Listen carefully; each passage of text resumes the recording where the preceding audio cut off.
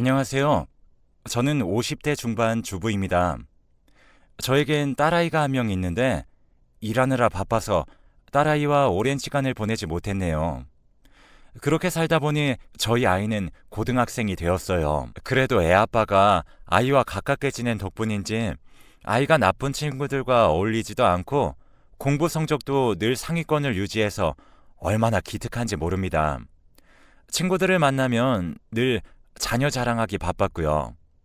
친구들뿐만이 아니라 가끔 나가는 학부모 모임에서도 다들 저희 딸이 얼굴도 예쁘고 성격도 좋고 공부도 잘한다면서 어떻게 아이를 그렇게 잘 키웠냐고 부러워하곤 합니다. 저는 매번 아이를 거저 키우게 된 것 같아 늘 아이에게 미안하고 고맙다고 말하면서 하루를 버텼네요. 그래도 기특한 딸아이 덕분에 돈 버느라 고생한 수고는 다 잊고 살게 되더라고요. 남편은 자기 사업을 하다 보니 저보다 조금 더 시간적 여유가 있는 편입니다. 그래서 아이의 학교 생활이 있어서 고민이 있을 때마다 친구처럼 아빠처럼 고민 상담해주며 아이와 가까운 사이를 유지해오고 있더라고요. 아주 어렸을 때는 저를 대신해서 학부모 모임에 대신 나가주기도 했습니다. 아이가 어릴 때는 엄마 대신 아빠가 오는 것이 창피해서 주눅이 들거나 차라리 아무도 안 왔으면 좋겠다고 했던 적도 있었어요. 그 말이 저희 부부에게 상처가 되었지만 아이 아빠가 언제부터인가 옷도 좀 꾸며 입고 멋내기 시작하니까 또래 친구들이 너희 아빠는 참 멋지다 또는 친구들 엄마들이 와서 하나같이 저희 남편한테 배우 아니시냐고 칭찬을 해주시니 딸아이는 그게 또 좋았었나 봐요. 그 이후로는 저보다 아빠가 왔으면 좋겠다. 오늘도 아빠가 오는 거 맞지? 하고 확인하더라고요. 한편으로는 씁쓸했지만 아이 옆에 제가 있어줄 수 있는 상황이 아니다 보니 차라리 잘 됐다 싶었어요. 남편도 처음에는 여자만 있는 곳에 가기 부끄러워했고 가고 싶지 않아 했었지만 아이가 좋아하고 또 바라고 멋있다 해주니 싫지 않은 모양이었죠. 아무튼 그래서 저희 부부는 이렇게 역할을 분담하여 딸아이 양육에 누구보다 열심이었다고 자부합니다. 그런데 이 모든 게 저만의 착각이었는데요. 아이가 고등학교 2학년이 되었고 어김없이 열린 학부모 모임에 남편이 다녀오게 되었다고 아침에 모임을 나갔는데 늦은 시간까지 남편이 들어오지 않더라고요. 집에 들어왔을 때는 거하게 술에 취한 상태였어요.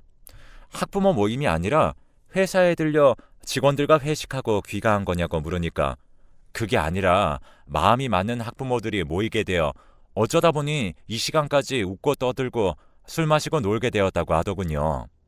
가정이 있을 뿐만이 아니라 자녀까지 있고 또 모임에서는 남자는 저희 남편 한 명뿐이라고 들었지만 가정이 있는 사람들끼리 밤 12시까지 술 마시며 늦은 시간까지 노는 건 아니라고 생각해서 다음부터는 주의해 주었으면 좋겠다고 했어요.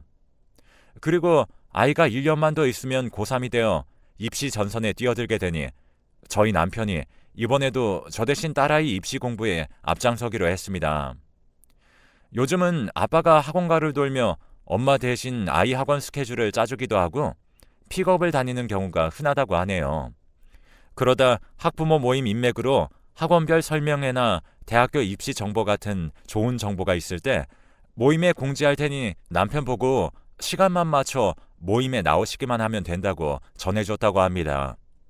그리고 비슷한 성적의 아이들끼리 학원에서 소수로 공부하는 팀 수업이 있는데 거기도 우리 아이를 끼워주겠다고 했다지 뭐예요. 그 그룹이 남편 말로는 껴있기만 해도 성적이 저절로 수직 상승할 그룹이라고 했습니다. 팀에 속한 아이들이 모두 성품이 좋고 공부에 욕심이 많아서 학습 분위기 자체가 보통이 아니라고 했어요. 그 모임 학부모님 중에 대학 교수도 계시고 고등학교 교사인 분도 계시고 또 고위급 공무원 남편을 둔 분도 계셨기 때문에 아이에게 해가 될 이유가 하나도 없고 무조건 그룹에 붙어 있어야 한다는 거였죠. 저희도 그 그룹에 끼게 된 것이 로또다 생각하고 고맙다고 연신 감사 인사를 전했네요. 언제라도 내쳐질까 무서워서 제가 주말을 이용해 부족한 솜씨로 반찬이나 수제청 같은 걸 담궈서 돌리기도 했고요. 남편은 뭐 이런 걸 하냐고 유난이라고 했지만 저는 딸아이가 그룹에서 떨어질까 늘 조마조마했습니다. 그런데 제가 찝찝한 건 모임을 핑계로 야간 팀 수업까지 마치고 오는 아이보다 남편의 귀가가 훨씬 더 늦어지고 있다는 부분이에요. 남편이 걱정이 돼서 전화를 하면 늘 주변이 시끄럽고 주변 엄마들이 지혜 엄마 걱정 마요. 우리랑 다 같이 있으니까요. 하면서 전화를 받아주는데 어디까지 믿고 늦게까지 놀아라 해야 하는지 저는 고민이 되기 시작했고 또 주말에는 남편 얼굴 보기가 너무 어려웠어요. 남편은 주말에도 딸아이 학원 식사 시간마다 밥을 챙겨줘야 하고 다른 학원으로 이동시켜줘야 한다는 이유였지만 하루는 아이가 집에 왔는데 남편은 아이를 기다리느라 집에 늦게 들어온다고 하는 거 아니겠어요? 딸 집에 왔다고 하니 서로 길이 엇갈린 것 같다고 말을 버벅거리는데 그때부터 뭔가 미심쩍기 시작했습니다. 슬슬 의심이 들기 시작해서 남편이 잠에 푹 빠져 있을 때 몰래 남편 핸드폰을 염탐하기 시작했어요. 하지만 업무 이야기랑 학부모 단톡방에는 정말로 입시 이야기뿐이었고 다른 건 아무것도 없더라고요. 저는 남편을 괜히 의심한 건가 미안한 마음이 들었습니다. 분기가 달라지며 남편이 회사 워크숍을 다녀와야겠다고 하길래 얼마나 가냐고 물으니 3박 4일 제주도로 다녀온다고 해서 제가 손수 짐도 다 싸줬어요. 옷가지 몇 개랑 호텔방을 간다 해도 꼭 필요한 생필품 같은 것들 있잖아요. 남편이 제주도로 떠나고 나서 갑자기 남편 회사에서 사장님을 찾는 분이 오셨는데 지금 핸드폰 연락이 안 돼서 그러는데 지금 사장님 집에 계시나요? 라고 비서에게 연락이 온 겁니다. 저는 무슨 말이냐며 남편은 제주도로 회사 워크숍에 가지 않았냐고 하니 비서는 심하게 말을 버벅거리면서 뭔가 착오가 있었던 것 같다고 허둥지둥 전화를 끊더군요.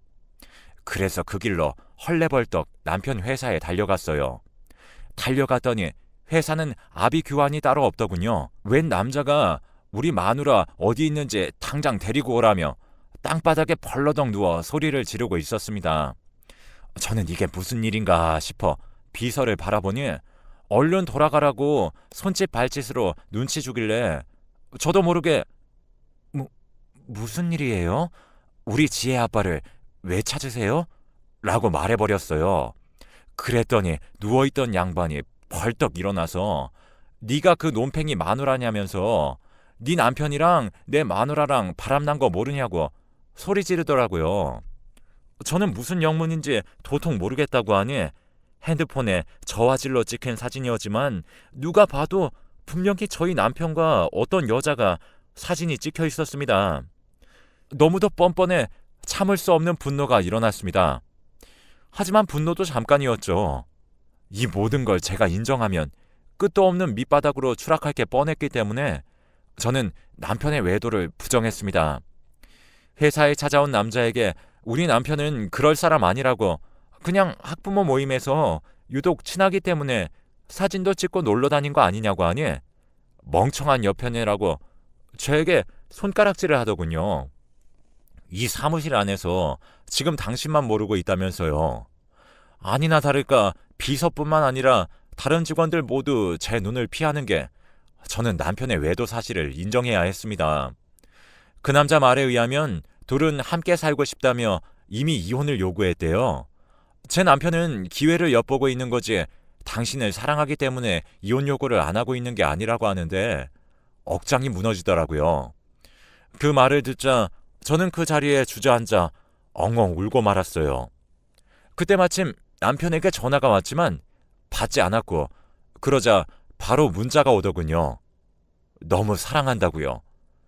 제주도의 아름다운 풍경을 보니 제 생각이 났다고 합니다. 그 남자와 회사 직원들에게 부탁했어요. 일단은 아무것도 모르는 척 남편이 어떻게 나오나 보고 싶다면서 일단 남편에게는 내가 이 사실을 안다는 것을 숨겨달라고 부탁했죠. 다들 그 자리에서 알았다고 하길래 우선 회사를 걸어 나왔습니다. 어떻게 해야 할지 눈앞이 캄캄하더군요. 애 아빠는 워크숍을 핑계로 3박 4일 동안 여자와 함께 제주도 여행을 갔지만 저는 딸아이와 둘이서 밤을 보내야 했기 때문에 더 암담했어요. 아무리 제가 엄마 노릇을 잘 못했다고 하지만 그래도 다른 엄마들이 못해주는 거 다 해줬고 그걸 해주기 위해 누구보다 노력했다는 거 제 딸이 가장 잘 알아주리라 믿어 의심치 않았거든요. 예정보다 훨씬 빠르게 남편이 집에 왔습니다. 남편은 집안에 바로 들어오지 못하고 문 밖에 서서 딸아이에게 오늘은 친구네 가서 자는 게 좋을 것 같다고 권유하며 우는 딸아이를 달래는 걸 방 안에 누워 가만히 듣고만 있었네요.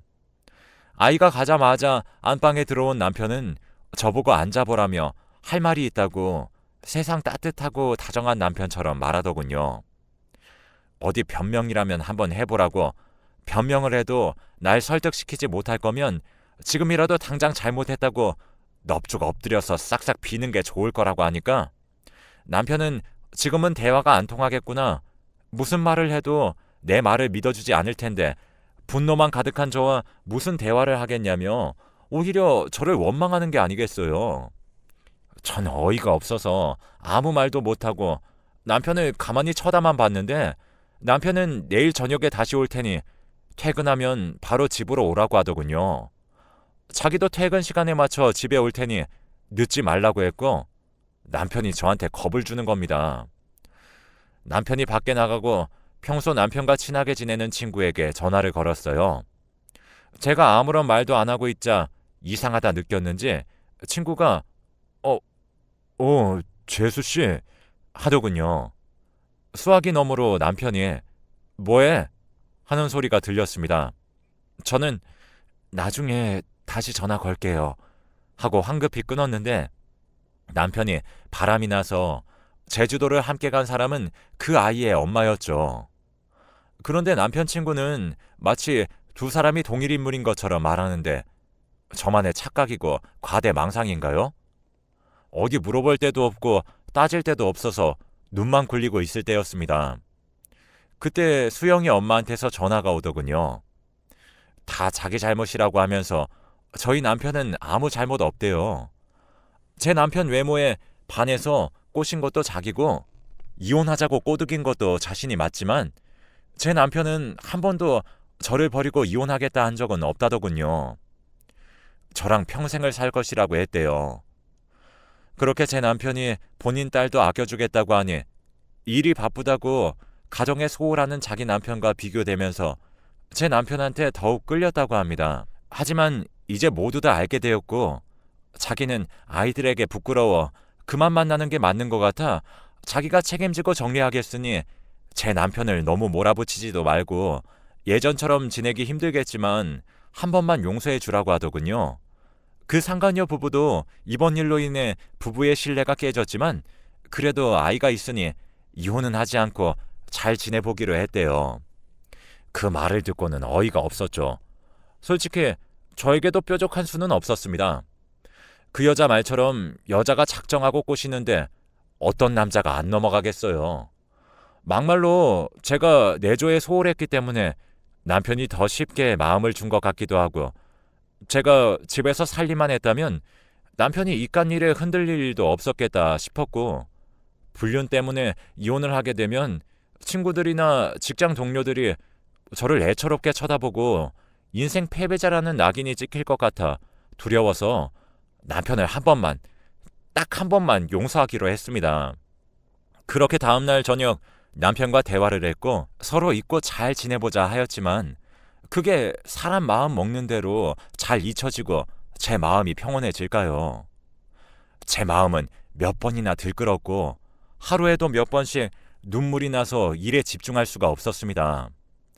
남아있는 연월차 다 끌어다 일주일만 쉬게 해달라고 하니 제 몰골을 보고 회사에서는 무슨 일이 있는지 물어보는 것조차 실례라고 생각했는지 그저 어서 집에 가서 일주일 푹 쉬고 오라고 하더군요. 나 참 살다 보니 이런 해괴망측한 일도 생기네요. 이대로 계속 살아야 하나 고민이 많이 됩니다. 마음 같아서는 속 편하게 이혼을 하고 싶지만 제 딸아이도 걱정이 되고 제 인생도 걱정이 되고 어떤 선택을 하든지 제 마음은 힘들 것 같네요.